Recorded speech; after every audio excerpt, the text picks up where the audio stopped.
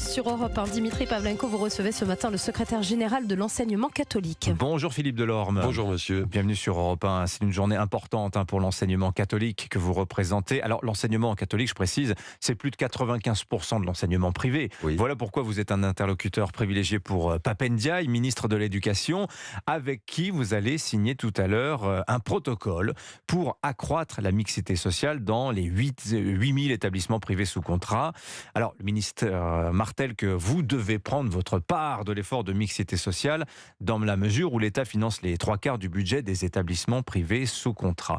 Peut-être pour situer les choses, Philippe Delorme, on part de quelle situation en matière de mixité sociale dans les écoles privées catholiques ? Une situation qui montre que déjà depuis très longtemps, parce que c'est inscrit au cœur même de notre projet, nous avons le souci d'accueillir le plus pauvre, le plus fragile, parce que c'est dans l'ADN de l'enseignement catholique, et quand on regarde l'histoire de l'enseignement catholique, les congrégations se sont principalement fondées autour de ces questions d'accueil du plus pauvre et du plus fragile. Donc il faut vraiment regarder la diversité de l'enseignement catholique sur l'ensemble du territoire, et nous avons majoritairement des lieux de mixité sociale et scolaire. Ouais. Alors le ministre met en avant ce qu'il appelle les IPS, c'est les indices de position sociale qui montrent que le privé c'est 9% de boursiers contre 28% dans le public. L'idée ce serait quoi ? D'arriver à une sorte de convergence, d'équilibrer les deux, vous pensez, Philippe Delorme ? Je ne sais pas quelle idée, en tous les cas c'est pas la nôtre, c'est-à-dire que nous serions tellement heureux que les familles les plus modestes soient vraiment en capacité de nous choisir. Oui, parce que ça c'est très important.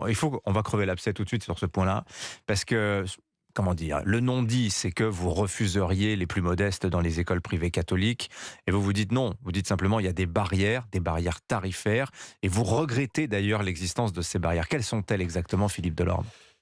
Il y a la première barrière financière, c'est évidemment la question du coût de la restauration scolaire et du transport, qui dans la plupart des cas n'est pas accompagné par les collectivités locales pour ces familles, alors qu'elles en bénéficient quand elles ont leurs enfants dans le public. On a une tarification sociale quand on est dans le public, on la perd si on met ses enfants dans le privé.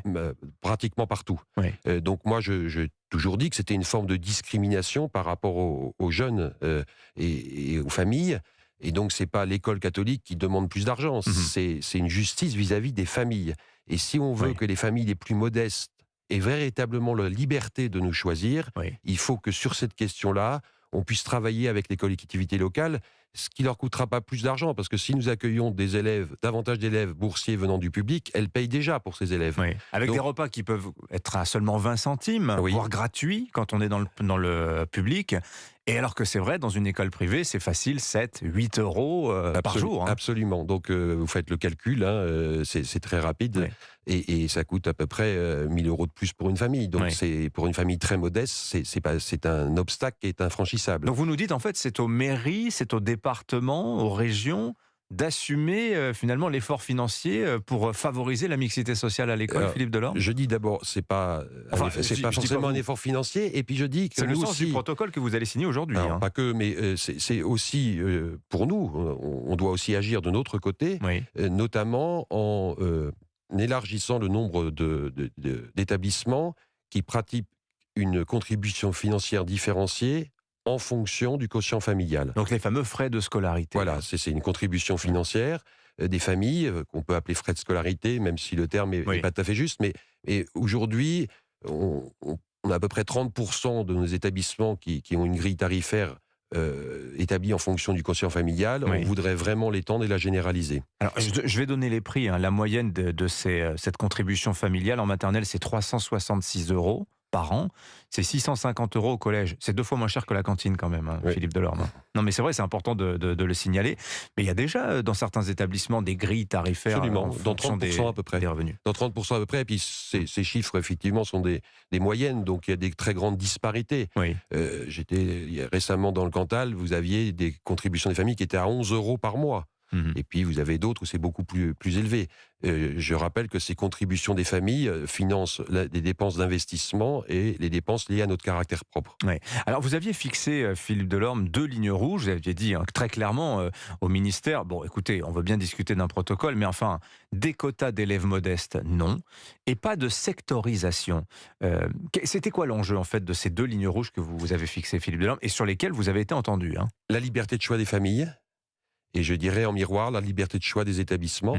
Cette liberté est fondamentale et ça s'inscrit aussi dans notre caractère propre, le respect absolu de notre caractère propre, notre identité d'établissement catholique. Parce que des quotas, ça sous-entendrait qu'il pourrait y avoir des familles obligées à mettre leurs enfants à l'école privée? Alors, pas au niveau des quotas, mais au niveau de la sectorisation, oui. Or, c'est impossible d'imposer à une famille d'inscrire son enfant dans un établissement dont le projet éducatif est fondé sur l'Évangile. Donc, on accueille tout le monde, mais dans le cadre d'une rencontre et d'un partage, justement, du projet éducatif qu'il aurait proposé. Oui. Ben, on va pas se mentir, c'est pas tellement l'identité religieuse de l'enseignement qui attire dans les écoles privées, Philippe Delorme, vous le savez très bien. C'est la garantie d'avoir une école qui fonctionne à peu près normalement aujourd'hui. Bien, je ne crois pas. Non ? Je ne crois pas.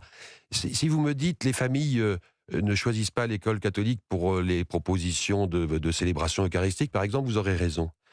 Mais en revanche, les familles choisissent l'école catholique parce qu'on propose une éducation intégrale de la personne. Parce qu'avant d'accueillir un élève, on accueille un jeune avec son histoire, avec ses faiblesses, avec ses forces, avec ses projets, avec ses espérances. Et l'éducation intégrale, c'est le cœur du projet de l'enseignement catholique et une proposition, évidemment, dans la liberté de conscience, d'avoir la possibilité dans nos établissements de cheminer spirituellement. Donc, je crois au contraire que beaucoup de familles nous choisissent parce que nous sommes catholiques, même si elles ne l'expriment pas forcément de cette façon-là.